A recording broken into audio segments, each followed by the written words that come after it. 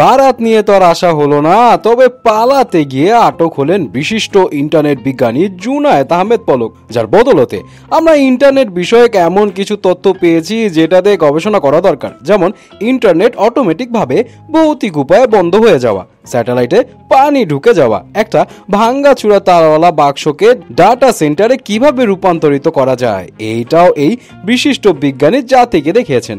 Facebook ইউটিউবকেও শাসানোর মতো ক্ষমতা তিনি দেখিয়ে ইতিহাস গড়ে দিয়েছিলেন। যাই হোক, আসল কথায় আসি।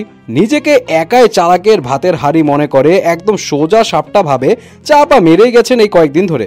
যারা তাকে আগে একটু অন্য মন্ত্রীদের থেকে জ্ঞানী ভাবতো, তারাও বুঝে গেছেন তিনি একই গোয়ালের গরু, অন্য লজিকেই চলেন। যাই হোক, গতকাল শেখ হাসিনা পদত্যাগ করে দেশ ছেড়ে পালানোর পরপরই অনেকেই এই বিশিষ্ট ইন্টারনেট বিজ্ঞানীর চাঁদ মুখখানা দেখতে চেয়েছিলেন, কিন্তু কোথাও তার সন্ধান পাওয়া যাচ্ছিল না। যদিও আগের দিন তিনি মাফ টাফ চেয়ে একদম ঘাপটি মেরেছিলেন। যদিও গুঞ্জন এসেছিল তিনি নাকি গণপিটুনি খেয়ে পটল তুলেছেন, আবার কেউ কেউ বলছিল তিনি যুক্তরাষ্ট্রে চলে গেছেন, আবার কেউ এটাও বলছিল নেত্রীর আচমকা দেশ ছাড়া দেখে তিনি ধোঁকা খেয়ে দেশে লুকিয়ে আছেন, কিন্তু কারো সাথে যোগাযোগ করছেন না। তবে কিছুক্ষণ আগে মিডিয়া রিপোর্টস থেকে জানা গিয়েছে যে হযরত শাহজালাল আন্তর্জাতিক বিমানবন্দর দিয়ে পালানোর চেষ্টা করেছেন জুনায়েদ আহমেদ পলক। আজকে দুপুরের দিকে বিমানবন্দর থেকে তাকে আটক করা হয় বলে জানিয়েছেন বিমানবন্দরে দায়িত্বরত আইন শৃঙ্খলা রক্ষাকারী বাহিনীর একজন কর্মকর্তা।